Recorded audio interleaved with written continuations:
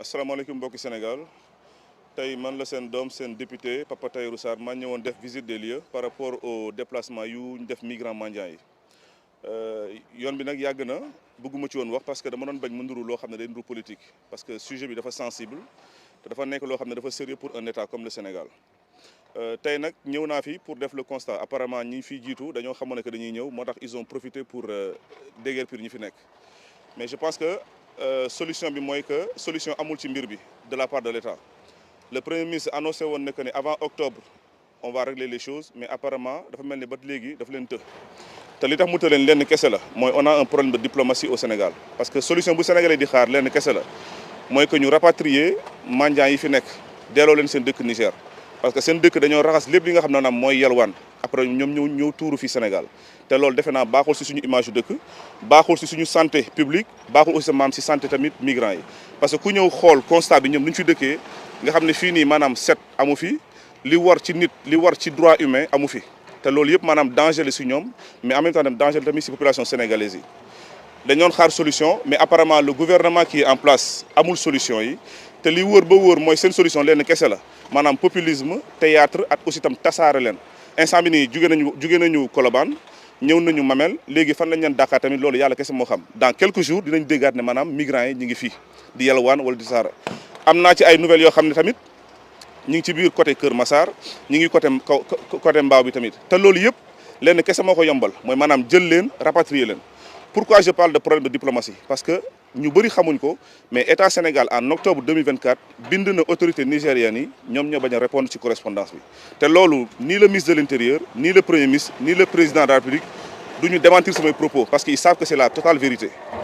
beneen bi mooy que li wóor ba wóor mooy solution wu dem leen denc leen ci ay centre di leen dundal di leen lekkal te loolu mënul nekk dans la mesure où am na ay sénégalais yoo xam ne ñoo gën a yelloo dund at lekk ci biir Sénégal te ay sénégalais lañu donc lu ñuy ñaan mooy na premier ministre bi ak le président de la République yónni seen ministre des affaires étrangères ba Niger ñu toog fa en tant que responsable entre responsable dans le respect de la diplomatie ñu waxtaanee mbir bi lijjanti ko benn yoon parce que lii am nii du solution te mënul continuer il faut que ñu waxante dëgg Sénégal politique migratoire tant que amul ci dëkk bi ce gouvernement là ne va jamais réussir benn politique bu ñu teg du ñu réussir benn projet bu ñu teg dañuy sonal seen bopp rek li ma leen wax leen kese la Sénégal lu mu contenir ci étranger mënatul wëy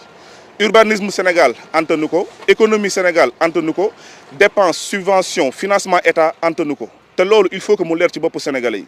chômage bi li ko gën a waral maanaam mooy duggiinu étranger yi ci biir dëkk bi te du yoon chômage bi li ko waral mooy maanaam yombal bi étranger yi yomb ci salaire ñi dàq sénégalais pour remplacer leen par remplacer sénégalais par des étrangers loolu mënatul continuer li wër ba wër mooy dëkk bi on est en danger on a un premier ministre qui a dit ouvertement que moom gëmul frontière on me renseigne que man am na ay soudanais am na ay nigériens yi ñëw au Sénégal en moto te ñun ñëpp xam nañ ne Afrique sur côté djihadisme les deux nationalités yi ko gën a prisé c'est des soudanais et des nigériens donc loolu damay lancer une alerte ci gouvernement bi damay lancer une alerte ci état sénégalais damay lancer une alerte maanaam ci population sénégalaise yi ñu xam carrément ban genre état lañ amal état bu gëmul frontière du état bu gëmul frontière mooy un état irresponsable état bu gëmul frontière mooy un état boo xam maanaam il est déloyal envers ses populations te loolu il faut mu leer ci bopp sénégalais yi il faut mu leer ci bopp ñii ñi di diriger parce que ni ñuy diriger dëkk bi c'est pas du tout normal dëkk mënul nekk rideau mayga dëkk boo xam ne ku mu neex dugg ku mu neex génn ku mu neex daw la preuve ils ont un problème de gérer le territoire parce que ñi ñuy def opposition de sortie ñëpp ñi ngi génn Sénégal di daw te ñoom xamuñ sax fan lay jaare nag dëkk bi pukus la boo xam ne nu mu yombee dugg noonu la yombee génn te loolu il faut que mu dañ politique migratoire dans les 15 dernières années passées moom moo doxal tous les pays yi ñuy woote pays développés donc mënuñuy woote un pays en voie de développement te duñ ko appliquer c'est impossible li am nag ci mendicité bi nag ñun ñëpp la metti parce que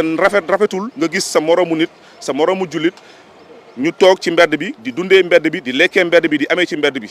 li am lenn kese la su doon ay entre sénégalais lañ mën nañ ko lijjanti suñu biir mais bii il s'agit des étrangers yoo xam dañoo jugee dëkk ba dëkk war a ñëw ñu war leen mën a jël dajale leen delloo leen sa dëkk mais pour ça il faut qu'il y ait une bonne diplomatie au Sénégal le problème du Sénégal actuellement surtout le cas des migrants mendiants nigériens mooy que suñu problème mu diplomatie moo waral coow li yëpp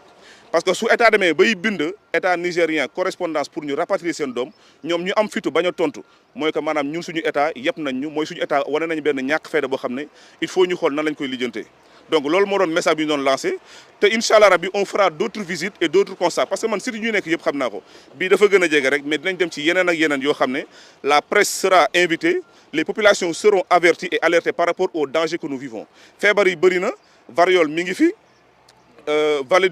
virus valivirus mi ngi fi yëpp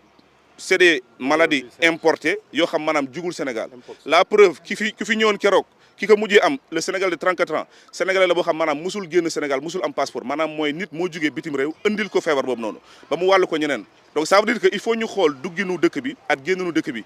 Sénégal tant que amul carte de séjour dëkk bi du ñu nekk en sécurité tant que amul carte de séjour chômage bi du wàññeeku tant que amul carte de séjour ndaw yi du ñu am liggéey loolu man maa ko wax te tout le temps ba ma koy wax ba léegi maa ngi ciy am preuve maa ngi ci am lu ma ciy féddali li ma ciy wéral donc nañu gëm yàlla te nangu dogal te xam ne dëkk bi il faut une bonne politique migratoire pour que mu dox changer ministre de l'intérieur muy théâtre changer ministre des affaires étrangères boo xam maanaam il ne bouge pas amul benn njëriñ ci Sénégal li am njëriñ ci Sénégal mooy sénégalais yi yëg seen bopp ci biir Sénégal sénégalais yi jiitu biir Sénégal